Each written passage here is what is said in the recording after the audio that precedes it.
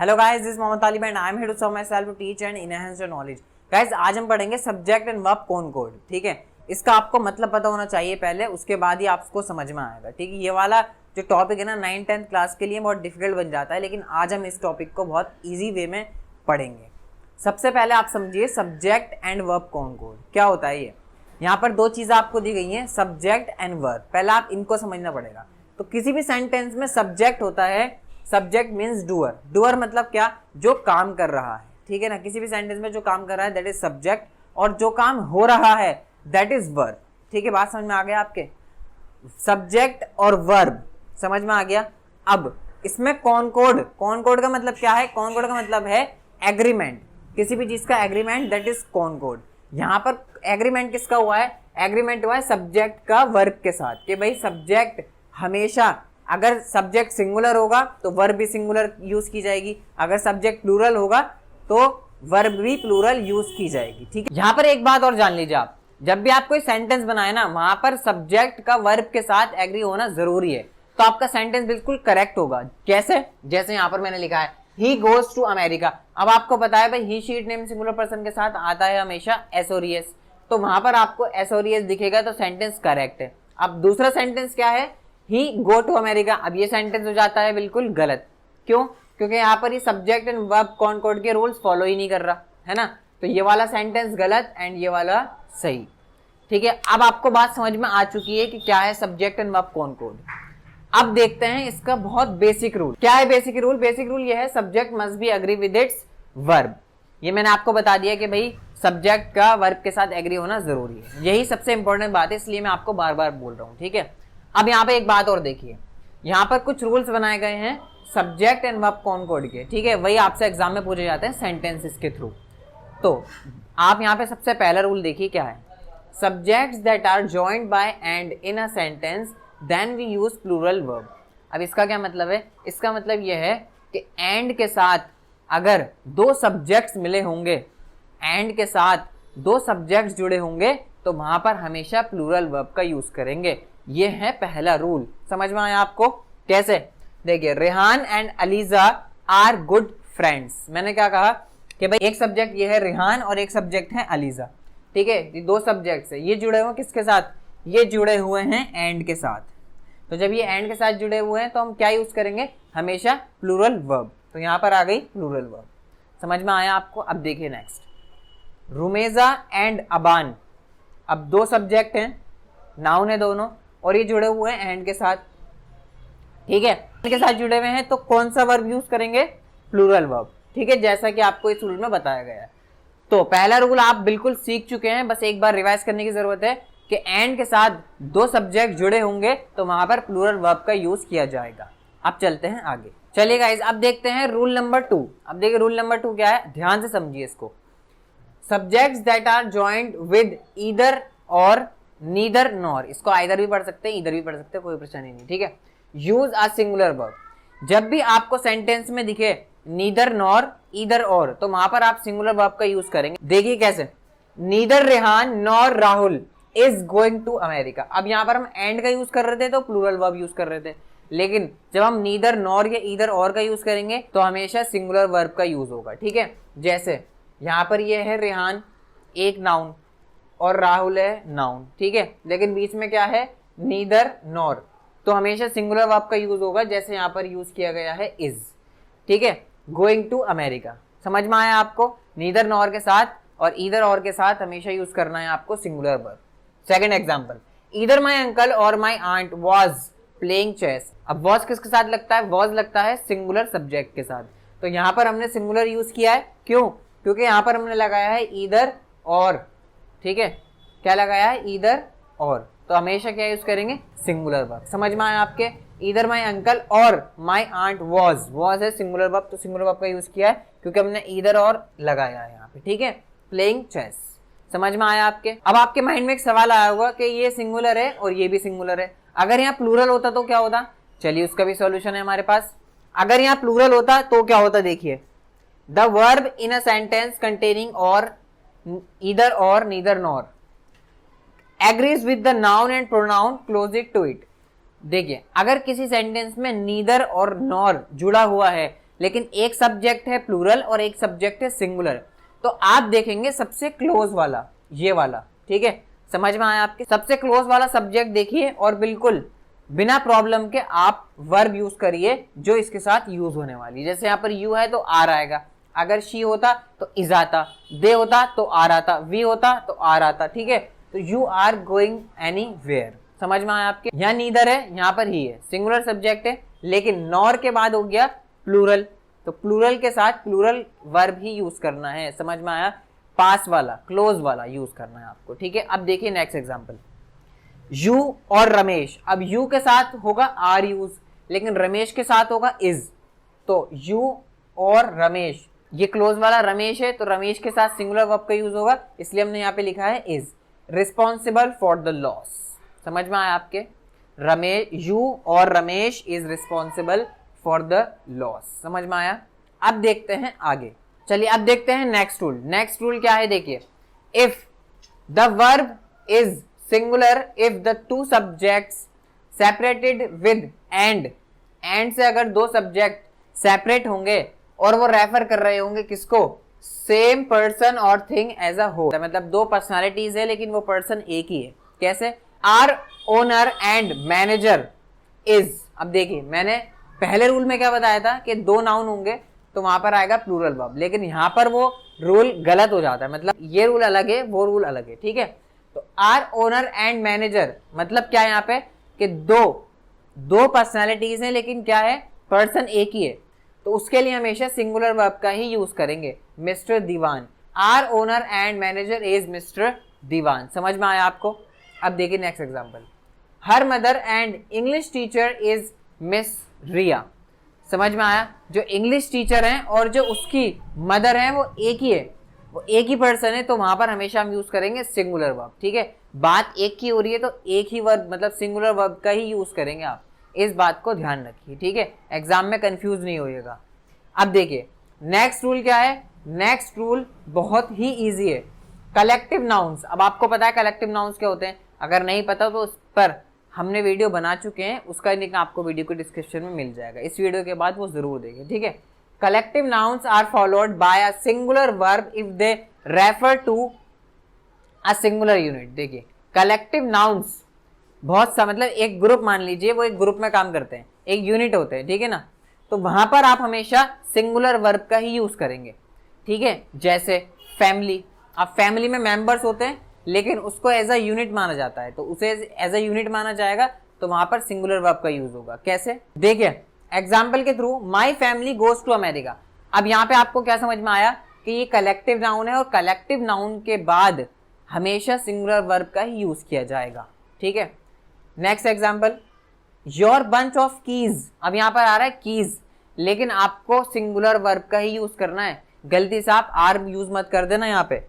Your bunch of keys is in my hand, क्योंकि वो एक गुच्छा है चाबी का जो मेरे हाथ में है, एक गुच्छा है, ठीक है, समझ में आ गया आपको? कलेक्टिव नाउन के साथ हमेशा सिंगुलर वर्ब का यूज करें।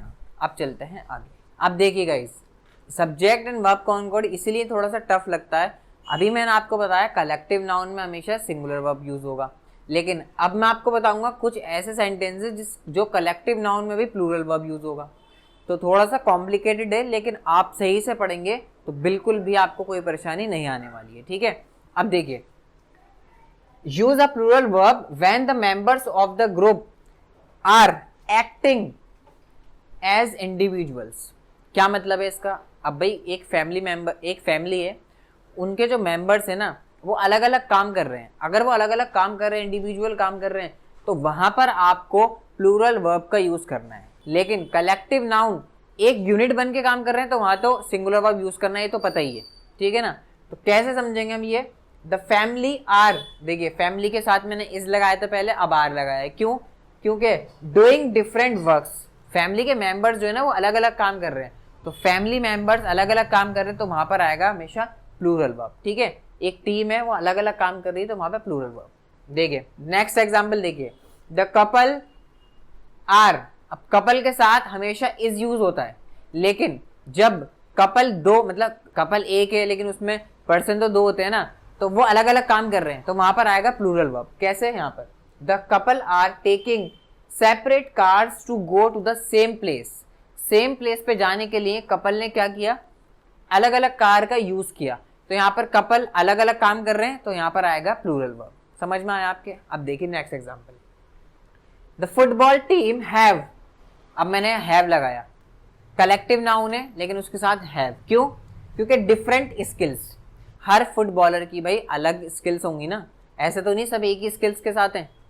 तो the football team have different skills, अलग अलग एक टीम है उसमें प्लेयर्स हैं और वो अलग अलग सेपरेट उनके स्किल्स हैं, ठीक है। तो यहाँ पर क्या होगा, यहाँ पर हमेशा प्लूरल वर्ब का यूज होगा जहाँ पर कलेक्टिव नाउन में अलग अलग इंडिविजुअल यूज हो रहा है, ठीक है। समझ में आया आपके? अब देखिए next rule, rule number 7, uncountable nouns. अब अनकाउंटेबल नाउन्स क्या होता है, जिनको हम काउंटिंग पर नहीं गिन सकते, ऐसे 1 2 3 ये होते हैं अनकाउंटेबल नाउन्स, ठीक है ना, जिन्हें हम नहीं गिन सकते। Uncountable nouns are followed singular verb, हमेशा सिंगुलर वर्ब यूज होगा अनकाउंटेबल नाउन्स के साथ। एग्जाम्पल देखिए, ऑनेस्टी, भाई ऑनेस्टी को आप काउंट कर सकते हो क्या? नहीं कर सकते ना, तो ऑनेस्टी को काउंट नहीं कर सकते, that is uncountable noun. Honesty is the best policy. समझ में आया? ये बहुत ईजी है, इसमें कुछ नहीं है ऐसा। Next example, education is the key of success. अब देखिए एजुकेशन को आप गिन सकते हो क्या, 1 2 3 4 5 ऐसे करके? नहीं गिन सकते, दैट इज अनकाउंटेबल नाउन। तो वहां पर आपको यूज करना है सिंगुलर वर्ब। समझ में आया? अब देखिए गाइस, रूल नंबर 8। अब रूल नंबर 8 में क्या है, when the subject contains one of plus plural nouns then the verb is singular. क्या बात समझ में आया आपके? मैं समझाता हूँ। जब आपको किसी सेंटेंस में वन ऑफ दिखे और वहां पे प्लूरल नाउन्स हो, तो वहां पर हमेशा आपको यूज करना है सिंगुलर वर्ब, जैसे हमने इस सेंटेंस में किया है। कैसे? वन ऑफ मैन, अब ये मैन है ना, MEN वाला, ये है प्लूरल, ठीक है। तो रूल क्या कहता है, वन ऑफ के बाद प्लूरल नाउन यूज होगा तो वहां पर सिंगुलर वर्ब यूज होगा, ठीक है। वन ऑफ यूज किया हमने यहाँ पे और इसके साथ है प्लूरल नाउन, ठीक है, तो उसके बाद यूज होगा सिंगुलर वर्ब। समझ में आगे बात आपके? बहुत ईजी है। Speaking during prayer, one of man was speaking during prayer, उनमें से एक इंसान की बात हो रही है, तो एक इंसान की बात हो रही है तो सिंगुलर वर्ब का यूज होगा, ठीक है। नेक्स्ट, वन ऑफ दोज, मतलब वो बहुत सारे हैं, उनमें से एक की बात हो रही है। वन ऑफ दोज, उनमें से एक क्या, इज माई फ्रेंड, मेरा दोस्त है। समझ में आया आपके? बहुत ईजी था। अब देखिए नेक्स्ट रूल क्या है, whenever any sentence is made with indefinite pronoun। अब indefinite pronouns क्या होते हैं? indefinite pronouns होते हैं जिसमें सबकी बात की गई हो, मतलब इंडिविजुअल एक इंसान की बात नहीं हो रही हो, सबकी बात हो रही हो वहां पे, दैट इज indefinite pronoun। इस पे हमारी एक वीडियो भी है पूरी, आपको देख सकते हैं, लिंक आपको वीडियो के डिस्क्रिप्शन में मिल जाएगा, ये ऊपर आई बटन, ठीक है। तो indefinite pronouns आप जब भी देखेंगे वहां आपको सिर्फ सिंगुलर वर्ब का ही यूज करना है बिना कुछ सोचे समझे, ठीक है। Whenever you see indefinite pronouns, use singular verb always, okay? बस आपको इतना देखना है कि indefinite pronoun है या नहीं है, ठीक है।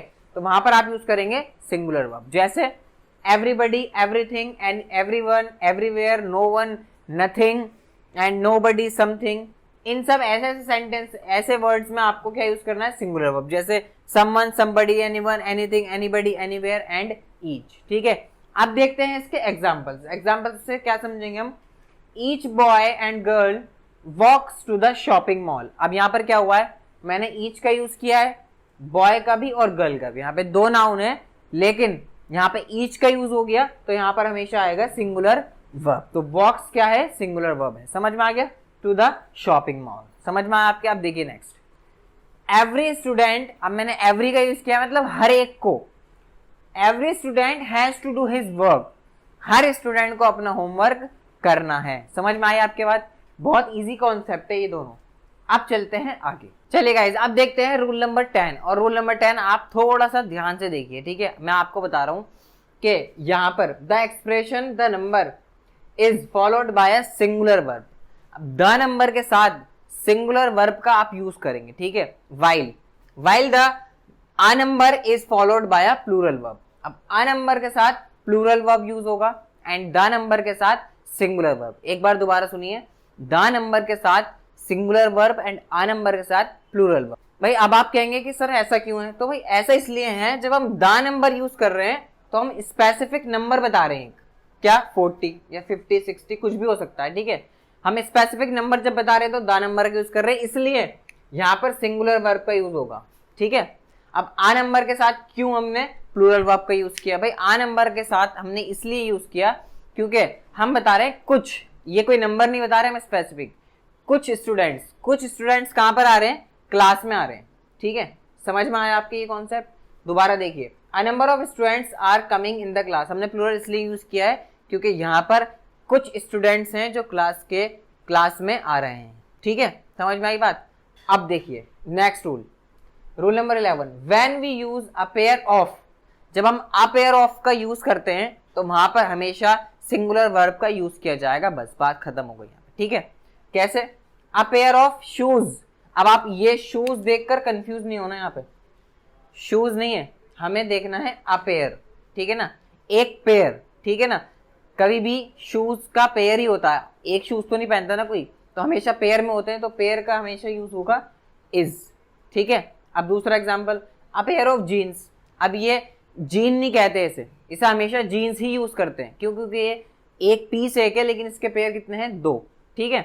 तो अ पेयर ऑफ के साथ हमेशा क्या यूज करेंगे, सिंगुलर वर्ब, ठीक है। अब ऐसे नीचे वाला, अ पेयर ऑफ सीजर्स, अब भाई सीजर्स होती है वो क्या होता है, उसमें पेयर होता है, एक अकेली तो काम नहीं कर सकती ना, तो अकेली नहीं काम कर सकती, इसलिए सिंगुलर वर्ब का यूज किया गया है यहाँ पे, ठीक है। बात समझ में आई, सिंपल है, अ पेयर ऑफ का यूज करेंगे, चाहे आगे कुछ भी हो, आपको हमेशा सिंगुलर वर्ब का यूज करना है।